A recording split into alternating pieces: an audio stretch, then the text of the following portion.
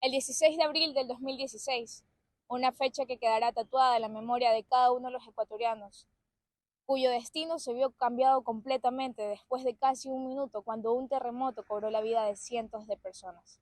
Acompáñenos a escuchar algunas de las versiones de aquellos que vivieron esta historia de temor desde el epicentro del terremoto aquí en la ciudad de Manta.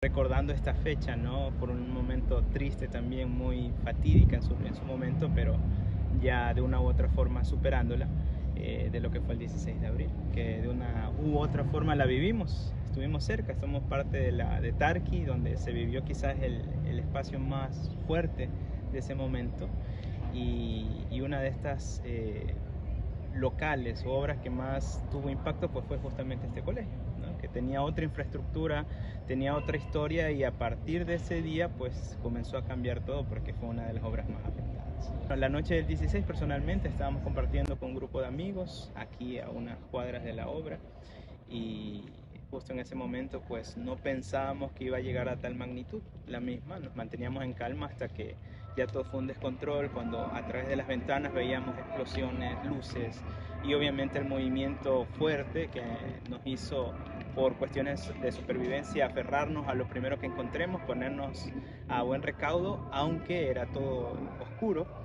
Y lo peor quizás comenzaba también después, ¿no? En ese momento uno, por la adrenalina, se encomendaba a Dios, obviamente por el fervor católico, pero al salir de ese lugar, de esa casa, que gracias a Dios se mantuvo a pie, a diferencia de otras casas alrededor, comenzamos a ver lo duro, ¿no? Y quizás al amanecer del día siguiente es que comenzamos a observar cómo era realmente la situación. Una de las primeras cosas que hice al amanecer, porque estaba cerca del lugar, es venir a ver el colegio, cómo estaba la situación. No pensé que iba a haber afectado mucho.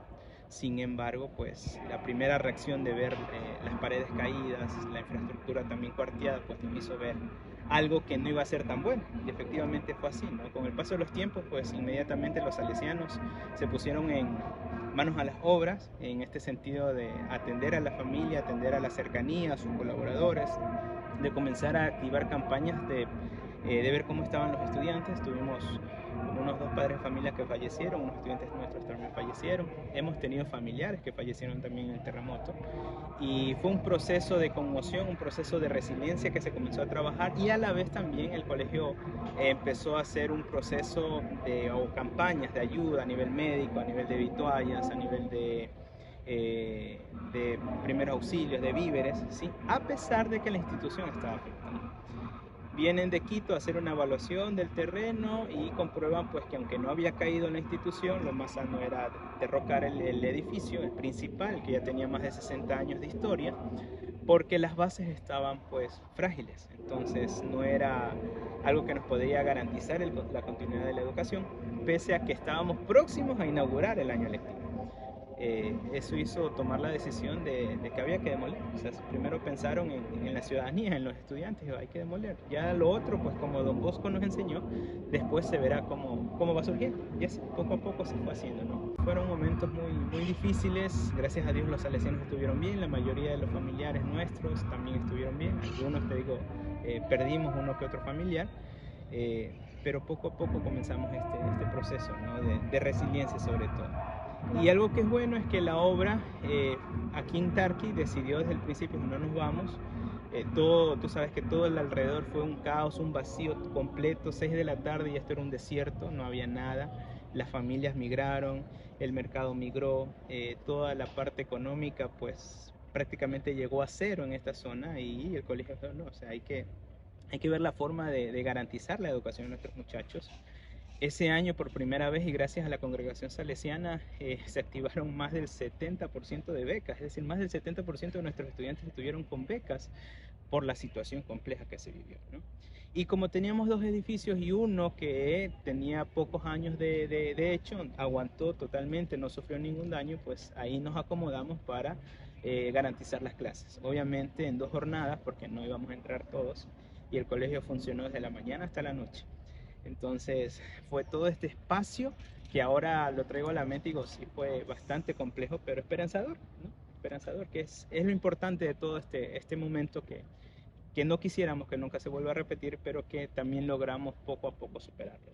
A pesar de que también teníamos afectaciones, compañeros con casas que también se cayeron, compañeros que no viven en Manta, viven en otra zona y no tenían el acceso, pero comenzamos a activar este espacio primero de atender a los demás. O sea, nos olvidamos por un momento de la educación en el sentido de las clases, igual el gobierno lo empezó después, ¿no? Pero ese tiempo nos dio el espacio para crear campañas a nivel mundial y a nivel del país, de campañas de víveres, llegaron ayuda de todo el país, de la iglesia, en nuestro coliseo que aún estaba medio de pie, que después fue derrocado, también se llenó de víveres y atendíamos más o menos 1000 víveres diarios que venían las personas a entregar y nosotros también nos íbamos en carros a dejar a otras partes de la zona. La estructura mismo, si tiene su nivel alto de costo, es por eso, o sea, por todo el cambio de suelos que se hizo, toda la reestructuración, los pilotes, los micropilotes que se hicieron debajo de la tierra, más de 5 metros de profundidad, para poder alzar este edificio. Tú lo puedes ver ahí muy fuerte, pero la estructura está hecha con material que es resistente, sismo resistente, y ya no es concreto al 100%, sino que tiene estos materiales que si vuelve a haber una cuestión telúrica, pues no va a afectar mucho porque no es tanto el peso como lo había antes.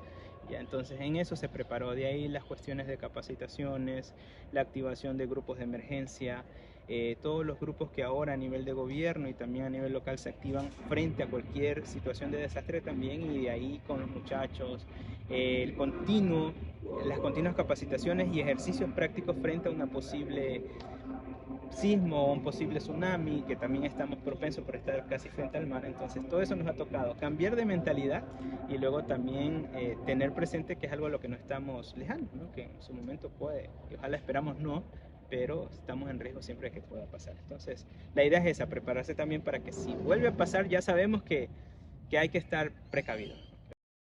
Este monumento, al igual que los edificios que se mantienen en escombros y las historias en las memorias de cada una de las familias que perdieron a sus seres queridos, se mantienen como una cicatriz en la piel, visible, que nos recuerda que en algún momento hubo una herida que estuvo abierta. Estas secuelas que quedaron del terremoto pasarán a la posteridad a pesar del paso de los años.